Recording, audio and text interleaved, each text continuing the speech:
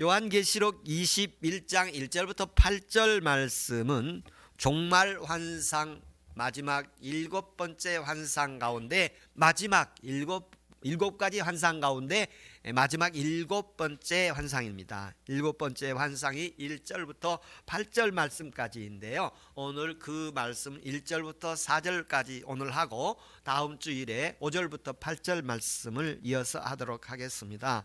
1절부터 4절 말씀 가운데 세 가지로 구분했습니다. 첫째로 1절부터 2절 말씀에서 새 예루살렘과 새 땅과 새 하늘과 새 땅과 새 예루살렘이 무엇인가? 그리고 두 번째로는 3절에 하나님이 인간과 함께한다 그렇게 표현되어 있는데, 하나님이 우리와 함께 계시니, 하나님이 그들과 함께 계시니 그들은 하나님의 백성이 되고 하나님은 그들과 함께 할 것이다. 하나님이 함께 한다는 임마누엘. 그러니까 예루살렘, 새하늘, 새 땅은 어떤 존재인가? 그 존재가 함께 한다는 의미가 무엇인가? 그리고 세 번째는 하나님이 함께함으로 그들에게 어떤 결과가 일어나는가? 그 결과가 그들의 눈에서 눈물을 닦아주신다. 하나님이 함께 하셔서 이번에 한 주간 하나님이 우리의 눈에 눈물 닦아주시는 은혜 있기를 축복합니다. 먼저 새 하늘과 새 땅과 새 예루살렘을 주신다 이렇게 말씀을 하셨습니다. 하늘로부터 이렇게 내려온다고 그랬어요. 창세기 1장에 보면 하나님이 천지를 창조하신 장면이 있지 않습니까?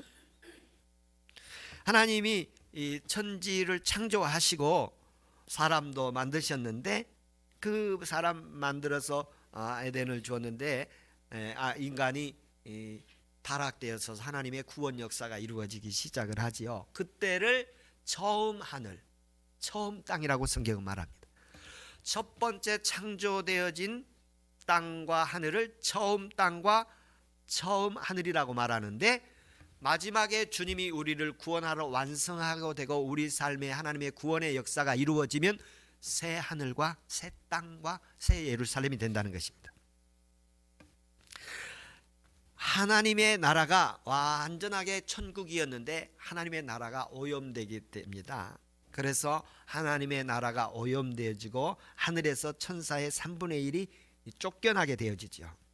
그래서 하늘에서 반역이 일어나고, 하늘에서 반역이 일어난 다음에 그 쫓겨난 악의 세력들이 땅에서 하나님을 대적하고 회방하고 불순종하는 일이 일어나고, 교회를 박해하고 인간의 영혼들을 파괴하고 인간을 협박하고 박해하는 인간의 파괴 역사가 일어납니다. 그리고 타락한 인간들이 하나님을 향해서 대적하는 이런 일들이 일어나게 됩니다. 그래서 하나님께서 이 처음 하늘과 처음 땅을 다시 새 땅과 새 하늘 만드시겠다는 것입니다. 주님이 오늘도 우리에게 새 땅과 새 하늘 만들어 주신 역사 있기를 바랍니다. 우리가 집을 지었을 때 새 집을 지었다 그런 얘기 하지 않습니까? 뭐 또 어떤 사업장을 이렇게 했을 때 새로 이렇게 만들었다 그렇게 얘기하는 것처럼 오늘 우리 신앙이 완전히 새로 지어지는 은혜 있기를 바랍니다. 그냥 다 깨끗하게 새로운 은혜가 있기를 바랍니다. 그래서 이 부분을 바울 사도는 어떻게 표현을 했느냐 하면, 누구든지 그리스도 안에 있으면 새로운 피조물이라. 이전 것은 지나갔으니 보라 새 것이 되었도다. 그러니까 새 하늘, 새 땅을 바라보게 되면 어떤 역사가 이루어지냐면, 내게 이루어진 어떤 그런 새 하늘과 새 땅과 새 예루살렘 같은 존재가 되면 하늘이 다르게 보입니다. 세상이 다르게 보입니다. 인간이 다르게 보이고 영원한 천국이 보이게 되어집니다. 새 하늘이 보이게 됩니다.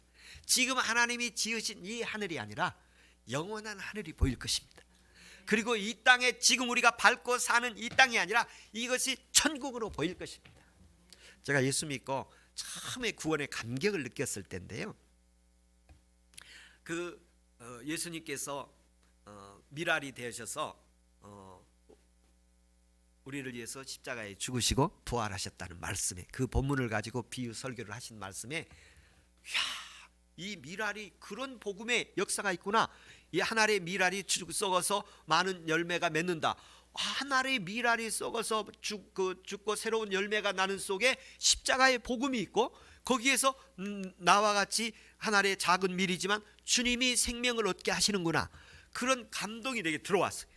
그리고 길을 가는데 가로수들이요, 나를 향해서 두 손을 들고 할렐루야 하는 것처럼 막 환영을 하는 거예요.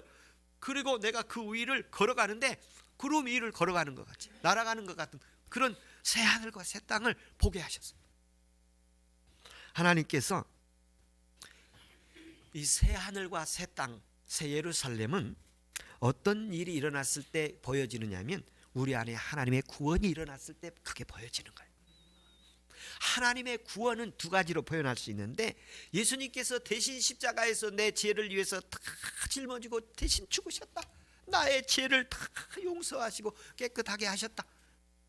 예수님이 나의 모든 허물과 죄와 악을 다 짊어지시고 나를 하나님의 자녀 삼으셨다. 그런 사실이 내게 들어오는 거예요. 내게 알려지게 하고 깨닫게 하고 그게 들어오는 거예요. 그리고 또 하나는 뭐가 있느냐면, 구원은 구속과 속량이 있는데, 속량은 형벌을 대신 받는 거예요. 내가 지옥 갈 형벌을 받을 텐데, 내가 마귀의 종노릇을 하고 있는데, 내가 죄의 종노릇을 하고 있는데, 하나님 그 형벌에서 구원해 주시고, 그 죄 속에서 구원해 주시고, 사망 속에서 구원해 주시고, 불 속에서 지옥에서 나를 구원해 주시는군요. 마귀의 자녀에서 하나님의 자녀로 이렇게 구원해 주신 거예요. 이런 형벌을 면하게 해 주시는 은혜를 보게 되는 거예요. 구속과 속량의 목적은 새 하늘과 새 땅과 새 예루살렘을 이 땅에 세워가는 것입니다. 처음 하늘과 처음 땅이 악의 세력들에 의해서 훼손됐어요. 그래서 하나님을 거부하고 대적하고 하나님의 교회를 박해하고 성도들을 핍박하고 하나님의 종들을 박해하는 이런 상황 속에서 하나님이 그들을 심판하시는 거예요. 그들을 심판하셔서 사망의 불못에 던져놓고, 그리고 그 안에서 하나님의 새로운 영적 세계의 눈을 열어주시고, 그래서 바울은 이 부분을 어떻게 했냐면, 나를 십자가에 못 박혀 함께 그리스도와 죽었다. 나를 그 안에 주님의 심판에 넣었다는 것입니다. 내 자신을 하나님의 심판대 앞에 놓고 그리스도와 함께 죽고 하나님께서 우리를 살려주신 은혜가 있기를 바랍니다. 하나님께서 예수 그리스도를 믿는 믿음의 사람들에게는 새 하늘과 새 땅을 보여주십니다. 여러분, 하늘이 달라지는 게 아니라 내가 보는데 달라지는 것입니다. 자녀들도 마찬가지. 자녀에 대해서 보는 게 달라지고, 부모에 대해서 보이는 게 달라지고, 보여지는 게 달라지게 보여지는 게 소중하게 보여지고, 귀중하게 보여지고, 믿음이 귀하게 보여지고, 교회가 귀하게 보이고, 목사가 귀하게 보이고, 교회에서 맡은 직분이 귀하게 보이는 거예요. 그건 누가 주시느냐? 하나님이 주시는 은혜예요. 하나님께서 그 구약 성경에 이런 말씀을 하셨어요. 이사야서의 말씀에 보면, 말세에 하나님의 창조의 회복이 일어날 건데, 그 창조의 회복이 일어나면 사자와 독사와 함께 뒹굴고 놀게 될 것이다. 독사 굴에 손을 넣어도 독사가 물지 않을 것이다. 이 창조의 회복을 말씀하고 있습니다. 창조에 처음 창조했던 원형으로 돌아올 것이다. 고린도전서 15장 28절에 보면, 만물이 하나님께 복종을 하고, 그리고 만유의 주가 하나님이 되실 것이다. 이런 말씀들을 하시는데, 하나님의 주권이 창조의 세계에서도 완전히 회복되는 걸 말하는 거예요. 그러니까 부활도 마찬가지인데요. 이 몸이 낮은 몸이 있고 육의 몸이 있으나 영광의 몸으로 바뀔 것이고 영의 몸으로 바뀔 것이고, 그리고 현재 죽을 몸이 영생의 몸으로 바뀔 것이다. 영원한 생명의 몸으로 바뀔 것이다. 영생이라는 것은 영원한 생명인데 영원히 사는 몸으로 바뀔 것이다. 그래서 새 하늘과 새 땅은 하나님의 존재, 어떤 존재가 될 것인가 하는데, 하나님께서 구속의 역사, 예수 그리스도의 십자가 부활의 구속의 역사를 입게 되면 우리가 새 하늘과 새 땅을 보게 될 것이고, 그 새 땅의 존재로서 우리만 내 개인적인 변화만 아니라 나와 함께 더불어 존재하는 이 자연, 다른 환경, 이게 다 새 예루살렘이 될 것이고 새 하늘이 될 것이고 새 땅이 될 것이라는 것입니다. 교회에서 예배 드릴 때만 이게 하나님의 은혜가 임하는 것이 아니고, 편화 이러고 찬송 부를 때만이 아니라 우리가 살아가는 삶의 모든 여정 가운데 하나님께서 은혜를 주셔서 창조의 회복으로 보일 것입니다. 우리 교회 권사님 가운데 한 분이 식물을 엄청 좋아하는 분이 계십니다. 그분은 식물이 넘어져 있으면 사람이 쓰러져 있다고 생각을 하시는 것 같아요. 그래서 제가 함부로 다룰 수가 없습니다. 저는 사실 그렇게 생각지 않습니다. 식물은 그냥 식물로 이렇게 해서 그냥 사람하고 다르게 표현하는데, 그 우리 권사님은 식물을 사람처럼 여기세요. 그래서 그분 앞에서 식물을 함부로 하면 시험 들까봐 제가 아주 소중하게 여깁니다. 근데 그리스도인의 구원의 완성은 나 혼자만의 구원의 완성이 아니라 창조물까지도 구원의 완성이 돼야 합니다.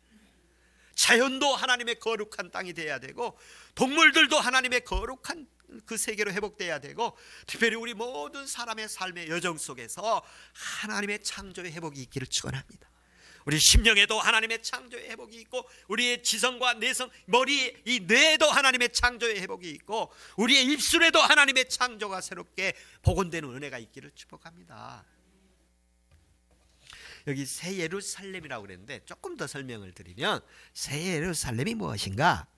예루살렘이라는 말이 있지 않습니까?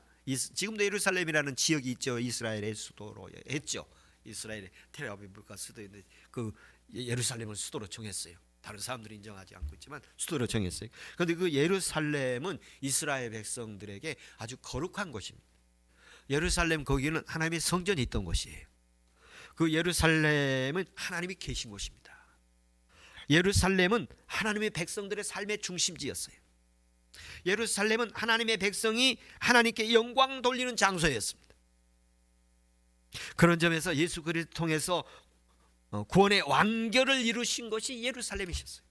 예루살렘에 가서 모든 속죄함을 다 받고, 거기서 하나님의 제사함을 받고, 하나님을 만나고 다시 삶의 현장으로 돌아오는 그런 현장이었어요. 근데 거기에다가 새 자를 넣어서 새 예루살렘이라고 말하고 있습니다. 이 새 예루살렘은 하나님께로부터 내려온다고 표현되어 있는데, 하나님께로 내려온다는 말은 하나님의 은혜로 하나님께서 우리에게 이렇게 임재한다는 것입니다. 새 예루살렘이 오늘 우리 가운데 임하기를 바랍니다. 새 예루살렘이 임하면 어떤 것이 있느냐 하면 하나님의 구원의 완성이 이루어진 것입니다. 하나님 새 예루살렘이 우리에게 들어오고 임재되어지면 우리가 새 예루살렘에서 하나님이 역사를 하시는 모습을 보게 되어집니다. 하나님께서 이 새 예루살렘은 하늘과 땅의 하나님의 주권이 회복되는 것을 말합니다. 새 하늘과 새 땅을 하나님께서는 구원의 완성으로 보고 있습니다. 새 하늘과 새 땅이 마지막 종말에 주님이 재림하실 때 임하실 거예요. 완결된 모습으로. 그러나 지금은 새 하늘과 새 땅이 과거에도 임했었고 지금도 임하고 있고 앞으로도 하나님 임할 것입니다. 그 하나님의 통치가 산을 들어 바다에 던지기도 하고, 예수의 이름으로 기도하니 병자가 치유되고 마귀가 떠나가고, 사탄의 자녀가 하나님의 자녀가 되고, 죄인들이 회개가 일어나고, 성령의 역사가 오순절의 다락방에서 일어난 것처럼 하나님의 역사가 일어나는 그곳이 새 예루살렘이요 새 하늘이요 새 땅이 이루어질 것입니다. 새 예루살렘은 어떤 곳이냐면, 주님을 경외하고 신뢰하고 순종하는 사람들이 박해와 환난 속에서 힘들고 어려운 가운데서도 끝까지 믿음을 지키며 나가는 사람들, 순교자, 믿음을 지킨 사람들이 이루어낸 현장이 새 예루살렘입니다. 이 예루살렘은요, 옛날 예루살렘은 성전이 있었고 하나님의 그 제사들을 드렸 하나님 앞에 제사들의 제사함을 받았지만 그 예루살렘이 무너지게 되잖아요. 근데 왜 무너지게 되느냐면 그곳에서 누가 죽게 되지요? 예수님이 죽게 돼요. 예수님을 모르게 됩니다. 예수님을 버리게 되어집니다. 그런데 그 예수님 예루살렘 시민들이 이 십자가에 못 박으라고 했던 그 예루살렘이 이제 예수님은 나의 주님이십니다. 예수는 나의 왕이십니다. 예수님은 나의 구원자이십니다. 이렇게 신앙의 회복이 있는 곳에는 새 예루살렘으로 주님 말씀하고 계십니다. 예수는 우리의 구원자이십니다.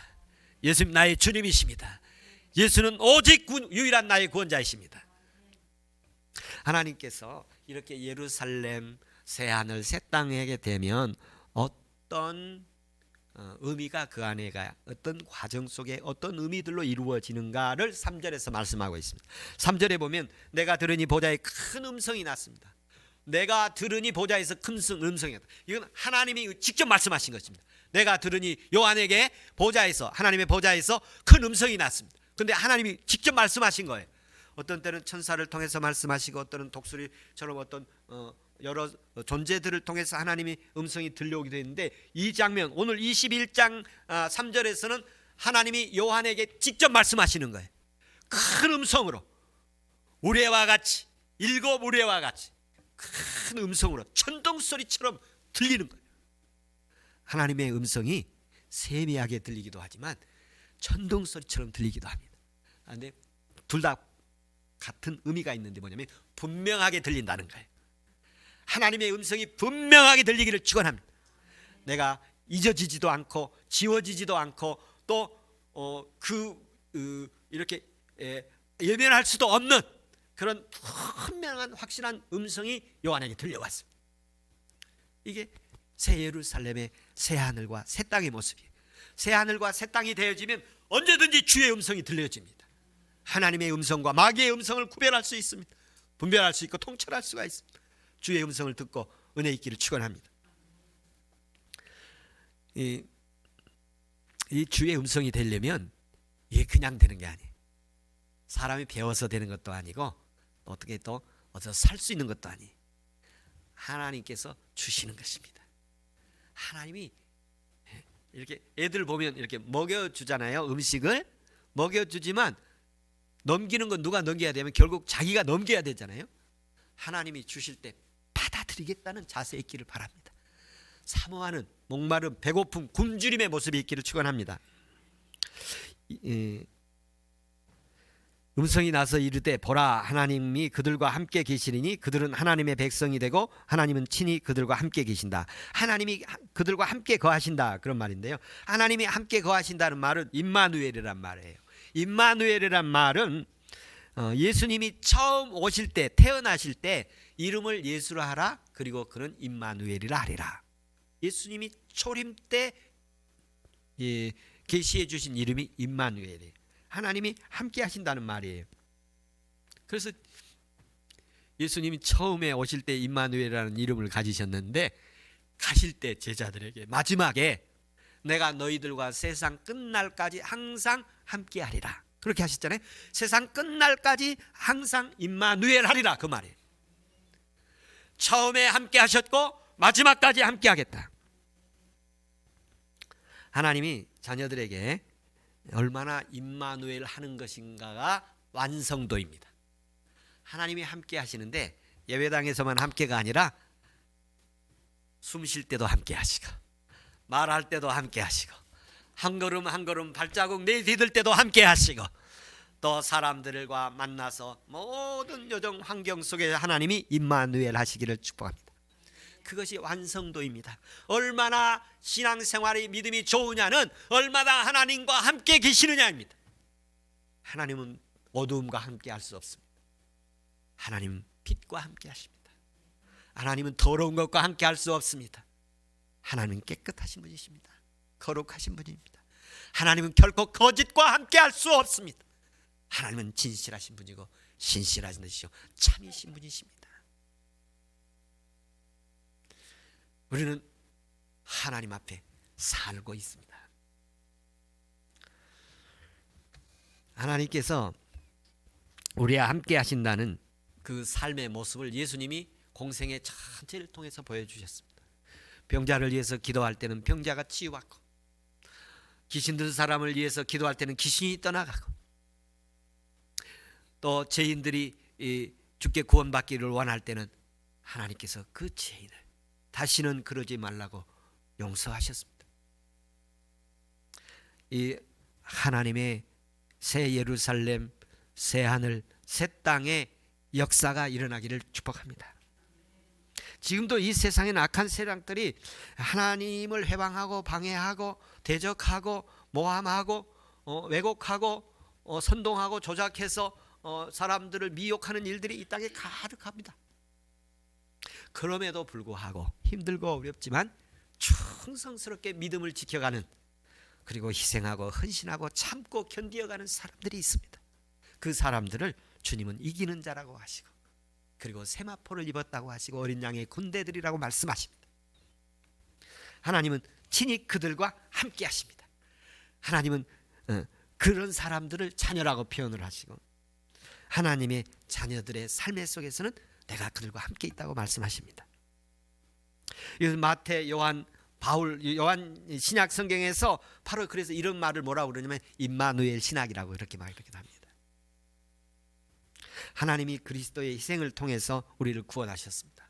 죄를 통해서 우리가 멸망하게 되고 마귀의 자녀가 되어 있던 것을 하나님께서 예수 그리스도 보내셔서 우리를 구원하시고 하나님 함께 하신 것을 보여주셨습니다. 여러분, 오늘 이 시간에도 하나님이 우리와 함께 하시는 은혜가 있기를 축복합니다. 하나님께서 이렇게 예루살렘, 새하늘, 새 땅과 같은 존재들로 우리를 하나님 앞에 새로운 피조물로 만드셨고, 하나님의 자녀로 만드신 다음에 하나님과 연합해서 하나님과 함께 해주셔서 하나님과 더불어 살아가도록 우리와 함께 하신 것을 오늘 계시해 주시고 계십니다. 우리 하나님은 우리를 머리털까지도 세신 게 되고 우리 마음 뼛속까지도 알고 계시고, 뭘 하고 있는지 우리를 주님이 다 살피시면서 우리를 눈동자처럼 보살피신 하나님이십니다. 세 번째 말씀은 4절에 보면 모든 눈물을 그 눈에서 닦아주시니 다시는 사망이 없고 애통하는 것이나 그리고 곡하는 것이나 아픈 것이 다시 있지 아니하니 처음 것들이 다 지나갔습니다. 이 가운데 제가 핵심으로 두고 싶은 말씀 가운데 하나가 모든 눈물을 그 눈에서 닦아주신다. 그러면 새 예루살렘의 새 하늘과 새 땅이 어떤 존재인가, 그 존재들에게는 어떤 의미가 있는가, 그리고 그 존재들에게 어떤 축복이 있는가. 하나님의 새 예루살렘, 새 하늘, 새 땅이 되면 그 과정 속에 그 새 땅과 새 하늘, 새 예루살렘의 대기 속에서 수많은 구원의 완성을 해서 수고하고 눈물을 흘리고 했었던 것이 있을 거예요. 남모르는 눈물, 그리고 믿음으로 살아가기 위해서 애씀, 그 나 혼자만이 아니라 가족들이 믿음으로 살게 하려고, 또 형제들이 예수 믿고 구원받게 하려고, 부모가 예수 믿고 구원받게 하려고 얼마나 애쓰고 애쓴 그 눈물들을 주님이 보상해 주신다는 것이고 인정해 주신다는 것이고 위로와 격려가 있다는 것입니다. 제가 요즘에 오늘 이제 제가 눈 수술을 받고 처음으로 제가 안대를 이렇게 벗고 섰습니다. 이렇게 벗는데 아직도 출혈의 위험이 있으니 이렇게 무리한 행동들은 이렇게 안식을 취하도록 이렇게 요청을 하고, 그럼 많이 이렇게 좋아지고 있는 과정 속에 있는데 눈물이 막 이렇게 눈물이 흘러요. 그래서 제가 이 본문이 남다르게 느껴졌어요. 그 눈물을 제가 이렇게 늘 닦아요. 눈물을 닦으면서 이 본문이 새롭게 보입니다. 눈에 눈물을 닦아주시는 모습이 새롭게 보여요. 주님께서 아무도 모르고 흐르는 그 모든 눈물들을 다 닦아주시겠다는 것입니다. 하나씩 하나씩 닦아주시겠다는 것입니다. 그리고 위로하고 격려해 주시는 거예요. 격려해 주시고 인정해 주시는 거예요. 주님도 그 일생을 어떻게 표현하느냐면 통곡과 눈물로 기도의 삶을 살았다. 눈물의, 예수 그리스도의 인생을 눈물의 삶이었다고 표현되지.